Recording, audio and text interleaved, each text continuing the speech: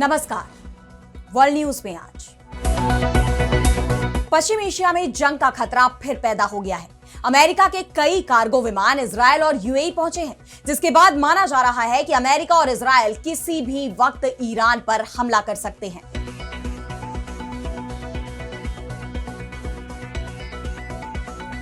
अमेरिकी राष्ट्रपति Donald Trump ने कहा है कि घड़ी चल रही है, ईरान को जल्दी फैसला लेना होगा, नहीं तो अमेरिका पहले से भी कहीं बड़ा हमला करेगा।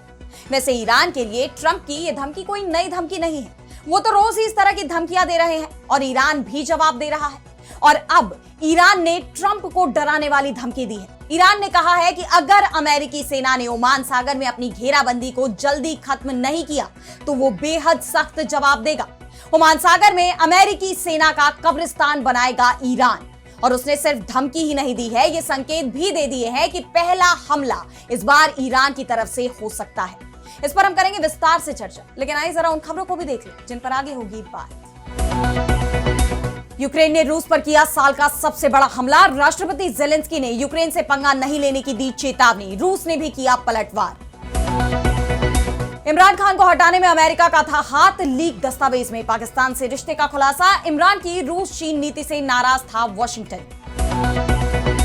अफगानिस्तान की तालिबान सरकार का महिलाओं पर फिर चला चाबुक। अब लड़की की चुप्पी को माना जाएगा शादी की सहमति। देश में नया फैमिली लॉ लागू। और चलते चलते में देखेंगे विज्ञान का वो अनोखा हादसा जिससे एक्सरे का हुआ आविष्कार। इन सभी खबरों पर हम विस्तार से करेंगे बात, लेकिन पहले एक नजर हेडलाइंस पर। भारत के प्रधानमंत्री मोदी को मिला स्वीडन का सर्वोच्च सम्मान। Royal order of polar star से नवाजे गए। पीएम क्रिस्टर्सन के साथ द्विपक्षीय बैठक में हुए शामिल। बलूचिस्तान में पाकिस्तानी सेना का बड़ा ऑपरेशन। टीटीपी और बलूचिस्तान में उसके प्रॉक्सी समूहों के खिलाफ चलाया अभियान। 35 आतंकवादी ढेर, 3 सीनियर कमांडर गिरफ्तार। इजरायली सेना का बड़ा दावा। गजा में हमास के ऑपरेशंस कमांडर बहा बरौत को एयर स्ट्राइक में किया ढेर। इजरायली सैनिकों और नागरिकों पर हमले की साजिश रचने के लगाए आरोप। चीन में भूकंप से मचा हड़कंप। रिक्टर स्केल पर 5.2 रही तीव्रता। कई इमारतें तबाह, मलबे में दबे कई लोग। राहत और बचाव अभियान जारी। तो पश्चिम एशिया में दोबारा युद्ध दस्तक दे रहा है। अमेरिकी राष्ट्रपति डोनाल्ड ट्रंप तो कह भी रहे हैं कि क्लॉक इज टिकिंग, यानी वक्त निकलता जा रहा है। ईरान के पास ज्यादा वक्त नहीं बचा है। बीते दिन उन्होंने सोशल मीडिया पर एक के बाद एक कई तस्वीरें शेयर कर यह साफ संकेत दे दिया था कि अब जंग शुरू होने वाली है। और अब उन्होंने एक नया नक्शा शेयर किया है जिसमें ईरान, अमेरिका और इजरायल युद्ध के चपेट में आए कई खाड़ी देशों को अमेरिकी झंडे से ढका हुआ दिखाया गया है। यहाँ जिस तरह ट्रंप ने खासतौर पर ईरान को अमेरिकी झंडे से ढका हुआ दिखाया, उसे एक चेतावनी के रूप में देखा जा रहा है। इससे पहले एक पोस्ट में उन्होंने कहा भी है कि ईरान के लिए समय तेजी के साथ बीत रहा है। उन्हें शांति समझौते को लेकर जल्दी ही फैसला ले लेना चाहिए, नहीं तो बाद में उनके पास कुछ नहीं बचेगा। वक्त ही सबसे अहम है। यानी ट्रंप एक बार फिर ईरान पर समझौते के लिए दबाव बनाने की कोशिशों में नजर आ रहे हैं। जिसके बाद सवाल ये भी उठ रहे हैं कि क्या वाकई ट्रंप हमले के मूड में है या वो सिर्फ गीदड़ भभकी दे रहे हैं। लेकिन अमेरिकी सेना की तैयारियां जरूर चिंता बढ़ा रही हैं। खबर यह आ रही है कि अमेरिका और इजरायल यूएई में हथियार पहुंचा रहे हैं। यूएई ने तो पहले से ही इजरायल के एयर डिफेंस सिस्टम और सैन्य कर्मियों को अपने यहां तैनात किया हुआ है। इस बीच अमेरिका इजरायल में भी हथियारों का जखीरा पहुंचा रहा है। इजरायल के चैनल 13 की रिपोर्ट के तहत पिछले 24 घंटों में जर्मनी के ठिकानों से गोला बारूद ले जाने वाले दर्जनों अमेरिकी मालवाहक विमान तेल अवीव में उतरे हैं।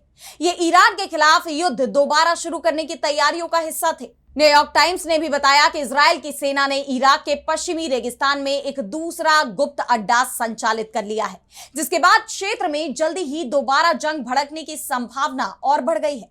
वहीं ईरान के तेवर भी सख्त दिखाई दे रहे हैं। ईरान के शीर्ष अधिकारी मोहसिन रेजाई ने अमेरिका को चेतावनी दी है कि ईरानी सेना आगे के टकराव के लिए तैयार है। हम अमेरिकी सेना को सलाह देते हैं कि घेराबंदी खत्म कर दे, इससे पहले कि ओमान सागर आपका कब्रिस्तान बन जाए। यानी ईरान भी जंग के लिए तैयार दिख रहा है। हालांकि उसकी तरफ से बातचीत को लेकर भी अहम बयान दिया गया है। ईरान के विदेश मंत्रालय के प्रवक्ता इस्माइल बगाई ने बताया कि पाकिस्तान के माध्यम से बातचीत भी जारी है। उन्होंने कहा कि अंतरराष्ट्रीय ढांचों और परमाणु अप्रसार समझौते के आधार पर यूरेनियम संवर्धन करने का ईरान का अधिकार सुस्थापित है और इसके लिए बाहरी पक्षों की स्वीकृति की जरूरत नहीं है। इस क्षेत्र में सुरक्षा और शांति के मुख्य दुश्मन पड़ोसी देश नहीं बल्कि विदेशी शक्तियां हैं। पड़ोसी देशों को, विशेष रूप से संयुक्त अरब अमीरात को, इजरायल के साथ संबंध बनाने से बचना चाहिए। वहीं ईरान की फार्स न्यूज एजेंसी का दावा है कि अमेरिका ने ईरान के साथ शांति प्रक्रिया आगे बढ़ाने के लिए 5 बड़ी शर्तें रखी हैं। ईरानी एजेंसी की रिपोर्ट के तहत अमेरिका ईरान को बमबारी से हुए नुकसान का कोई मुआवजा नहीं देगा। साथ ही उसने मांग की है कि ईरान अपने 400 किलोग्राम एनरिच्ड यूरेनियम को अमेरिका को सौंपे। ईरान में सिर्फ एक परमाणु सेंटर ही चालू रहना चाहिए। इसके अलावा अमेरिका ईरान की फ्रीज हुई विदेशी संपत्तियों में से 25% से ज्यादा रकम जारी करने के पक्ष में नहीं है। यानी बातचीत और जंग की धमकी दोनों ही जारी है। ऐसे में देखना यह होगा कि क्या ईरान और अमेरिका के बीच बातचीत में सहमति बन पाएगी या दोनों देशों में जंग फिर भड़केगी। और अब बढ़ते हैं अगली खबर की तरफ, जहां हम बात करेंगे रूस यूक्रेन युद्ध की। तो 2022 से शुरू हुई ये जंग खत्म होने की बजाय और बढ़ती ही जा रही है। वैसे तो यूक्रेन की तरफ से लगातार युद्ध को खत्म करने की मांग उठ रही है। यूक्रेनी राष्ट्रपति वोलोदिमीर ज़ेलेंस्की दुनिया भर के देशों से मांग कर रहे हैं कि वो रूस पर हमले खत्म करने का दबाव बनाए, लेकिन जमीनी हकीकत कुछ और ही नजर आ रही है। ज़ेलेंस्की रूस से हमले रोकने की मांग कर रहे हैं और खुद अपनी सेना के हमलों को बढ़ावा दे रहे हैं, उन्हें सही ठहरा रहे हैं। जी हां, बीती रात यूक्रेन ने रूस की राजधानी मॉस्को पर बड़े पैमाने पर ड्रोन हमला किया है। रूसी सरकारी समाचार एजेंसी तास की रिपोर्ट के मुताबिक बीते 1 साल की अवधि में यह मॉस्को पर सबसे बड़ा हमला है। रूसी रक्षा मंत्रालय ने बताया कि 24 घंटे के अंदर पूरे देश में 1000 से ज्यादा यूक्रेनी ड्रोन को मार गिराया गया। मॉस्को के मेयर सर्गेई सोबियानिन ने बताया कि राजधानी की तरफ आ रहे कम से कम 81 ड्रोन को रात में मार गिराया गया। हमले में कई इलाकों में घर और बुनियादी ढांचे को नुकसान पहुंचा। कई जगहों पर हवाई हमले के सायरन बजे, धमाके सुनाई दिए और मलबा भी गिरा। इस हमले में एक भारतीय मजदूर की मौत हो गई जबकि 3 अन्य घायल हो गए। इस हमले के बाद यूक्रेनी राष्ट्रपति ज़ेलेंस्की ने एक्स पर एक वीडियो शेयर किया जिसमें उन्होंने कहा कि हमारी लंबी दूरी तक मार करने की क्षमताएं हालात को काफी हद तक बदल रही हैं और व्यापक रूप से कहें तो रूस के इस युद्ध के बारे में दुनिया की सोच को भी अब कई सहयोगी संकेत दे रहे हैं कि वे देख रहे हैं कि क्या हो रहा है और कैसे सब कुछ बदल गया है इस युद्ध के प्रति रवैये में भी और रूसी क्षेत्र के अंदर रूसी ठिकानों तक पहुंचने की क्षमता में भी। ये युद्ध काफी हद तक अनुमान के मुताबिक ही अपने मूल ठिकाने की तरफ लौट रहा है और ये एक साफ संकेत है कि किसी को भी यूक्रेन से पंगा नहीं लेना चाहिए या किसी दूसरे देश के लोगों के खिलाफ अन्यायपूर्ण कब्जे की लड़ाई नहीं छेड़नी चाहिए। यानी ज़ेलेंस्की रूस को धमका रहे हैं कि अब युद्ध की तस्वीर बदल रही है और अब रूस के बाद किसी भी देश की यूक्रेन पर हमला करने की हिम्मत नहीं होगी। लेकिन रूस ने भी बिना देर किए यूक्रेन को करारा जवाब दे दिया। यूक्रेनी अधिकारियों ने बताया कि रूस ने रात भर यूक्रेन पर ड्रोन, हवाई हमले और गोलीबारी की, जिसमें दक्षिण में ओडेसा और दक्षिण पूर्व में निप्रो जैसे शहरों को निशाना बनाया गया। इन हमलों में एक व्यक्ति की मौत हो गई और 30 से ज्यादा लोग घायल हो गए। यानी रूस ने भी ईंट का जवाब पत्थर से दिया है। लेकिन इस घटनाक्रम ने दोनों देशों के बीच युद्ध विराम की उम्मीदों को और कमजोर कर दिया है। अगर इसी तरह हमले जारी रहे तो युद्ध विराम की संभावनाएं पूरी तरह खत्म हो जाएंगी और 4 साल से ज्यादा वक्त से चल रही ये जंग कभी न खत्म होने वाले संघर्ष का रूप ले सकती है। मौजूदा हालात में अंतरराष्ट्रीय स्तर पर चिंता बढ़ गई है। और अब अगली खबर में बात करेंगे इमरान खान को लेकर हुए बड़े खुलासे की। तो पाकिस्तान के पूर्व प्रधानमंत्री इमरान खान के कार्यकाल को लेकर बड़ा खुलासा हुआ है जिसने देश की सियासत में खलबली मचा दी है। इमरान खान को सत्ता से हटाने को लेकर विदेशी साजिश की थ्योरी की चर्चा लगातार होती रही है और अब एक बार फिर यह मुद्दा सुर्खियों में है। दरअसल पाकिस्तानी सीक्रेट दस्तावेज लीक हो गया है और इस दस्तावेज ने पूर्व प्रधानमंत्री इमरान खान को सत्ता से हटाए जाने को लेकर विवाद फिर भड़का दिया है। ड्रॉपसाइट नाम की वेबसाइट ने साइफर नाम का सीक्रेट डॉक्यूमेंट लीक किया है। यह दस्तावेज पाकिस्तान के तत्कालीन अमेरिकी राजदूत और अमेरिकी विदेश विभाग के अधिकारी डोनाल्ड लू के बीच हुई बातचीत का रिकॉर्ड है और यह बातचीत अप्रैल 2022 में इमरान खान के खिलाफ अविश्वास प्रस्ताव से ठीक पहले हुई थी। लीक हुए दस्तावेज में ऑल विल बी फॉरगिवन यानी सब माफ कर दिया जाएगा जैसी बात का भी जिक्र है। इसका मतलब था कि अगर इमरान खान सत्ता से हट जाते हैं तो पाकिस्तान और अमेरिका के रिश्ते बेहतर हो जाएंगे। और अब जब से इमरान खान जेल में है, पाकिस्तान में सत्ता परिवर्तन हुआ है। उनके हटने के बाद से पाकिस्तान की नई सरकार अमेरिका के ज्यादा करीब आ गई है। रिपोर्ट में दावा किया गया है कि इमरान खान की रूस चीन नीति से नाराज अमेरिका उनकी सरकार को हटाने के पक्ष में था। इस रिपोर्ट से साफ पता लगता है कि इमरान खान के वो दावे एकदम सही थे, जिसमें उन्होंने साइफर का हवाला देते हुए अमेरिका पर अपनी सरकार को गिराने का आरोप लगाया था और कहा था कि अमेरिका ने उनकी सरकार गिराने में अहम भूमिका निभाई है। इसके साथ ही इमरान खान ने पाकिस्तान की बड़ी पार्टियों पाकिस्तान मुस्लिम लीग एन और पाकिस्तान पीपल्स पार्टी पर भी विदेशी ताकतों के साथ मिलकर सरकार गिराने का आरोप लगाया था। इमरान हमेशा से कहते रहे हैं कि रूस और चीन को लेकर उनकी स्वतंत्र विदेश नीति अमेरिका को पसंद नहीं थी। हालांकि इस रिपोर्ट के सामने आने के बाद अमेरिका की तरफ से प्रतिक्रिया भी आ गई। अमेरिका ने इन आरोपों को गलत बताया और कहा है कि उसके पास ऐसी किसी साजिश का कोई सवाल नहीं है। वॉशिंगटन ने इन आरोपों से इनकार करते हुए कहा कि इन दावों में कोई सच्चाई नहीं है। बता दें कि इमरान खान को जिस तरह अविश्वास प्रस्ताव के जरिए हटाया गया, पाकिस्तान के इतिहास में वो पहली बार था कि किसी पीएम को इस तरह की प्रक्रिया से हटाया गया था। एक साल बाद उन्हें भ्रष्टाचार के एक मामले में दोषी भी ठहराया गया और जेल भेज दिया गया और तब से ही इमरान खान जेल में बंद है। और अब जो ये खुलासा हुआ है, उसके बाद पाकिस्तान की राजनीति में तहलका मच गया है। और अब बढ़ते हैं अगली खबर की तरफ, जहां हम बात करेंगे तालिबान के नए फरमान की। तो अफगानिस्तान में तालिबान के सत्ता में आने के बाद से देश के हालात खराब हो गए हैं। खासकर महिलाओं के लिए गंभीर समस्याएं खड़ी हो गई हैं। महिलाओं और लड़कियों को लेकर क्रूरता देखी जा रही है। तालिबान ने महिलाओं के अधिकारों को खत्म कर दिया है, जो गंभीर चिंता का विषय बन गया है। तालिबान ने कई ऐसे फरमान जारी किए हैं अब तक जो महिलाओं की स्वतंत्रता, उनकी आजादी, काम और शिक्षा जैसे उनके अधिकारों का इस्तेमाल करने से उन्हें रोकते हैं। और अब अफगानिस्तान की तालिबान सरकार ने एक नया फरमान जारी किया है। उन्होंने एक नया फैमिली लॉ लागू किया है, जिसे लेकर विवाद छिड़ गया है। दरअसल इस कानून में शादी, तलाक और बाल विवाह से जुड़े कई नियम तय किए गए हैं। हालांकि दुनिया भर में इस नए नियम का विरोध हो रहा है। बता दें कि नए कानून का नाम पति पत्नी के बीच अलगाव के सिद्धांत रखा गया है।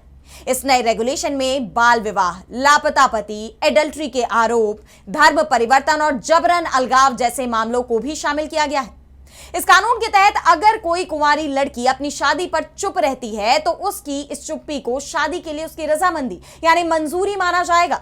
और खास बात तो यह है कि कानून में यह भी साफ किया गया है कि किसी लड़के या पहले से शादीशुदा महिला की चुप्पी को उनकी सहमति के तौर पर नहीं देखा जाएगा।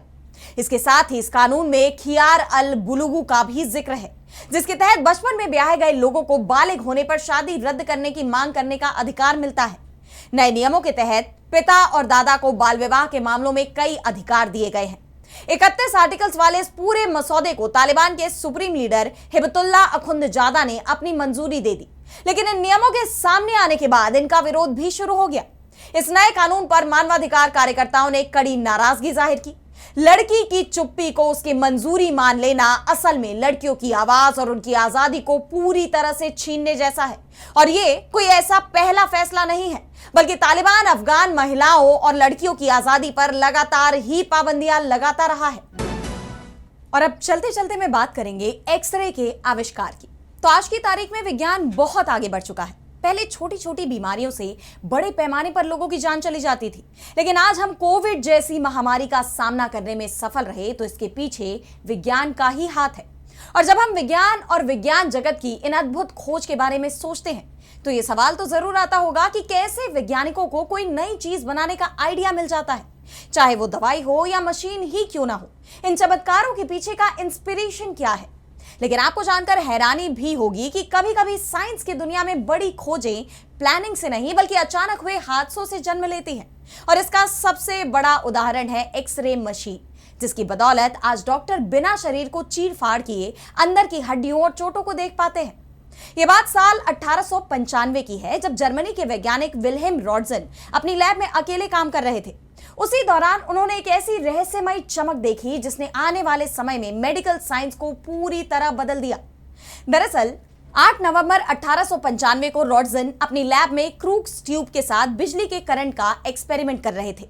उन्होंने लाइट को बाहर आने से रोकने के लिए ट्यूब को पूरी तरह से काले कार्डबोर्ड से ढक दिया था। इसके बाद उन्होंने देखा कि लैब में रखी एक फ्लोरोसेंट स्क्रीन अचानक चमकने लगी। काले कागज को पार करके आने वाली यह चमक उस समय के साइंस के हिसाब से नामुमकिन थी, जिसके बाद रॉन्टजन ने तुरंत इस पर रिसर्च शुरू किया। चूंकि गणित में अनजान चीजों को एक्स माना जाता है, इसलिए उन्होंने इन रहस्यमयी किरणों का नाम एक्सरेज रख दिया। इस खोज के कुछ ही समय बाद 22 दिसंबर को रॉडसन ने दुनिया का पहला इंसानी एक्सरे भी किया। उन्होंने अपनी पत्नी बर्था के हाथ को इस मशीन के आगे रखा और जब तस्वीर सामने आई तो वो भी हैरान रह गए।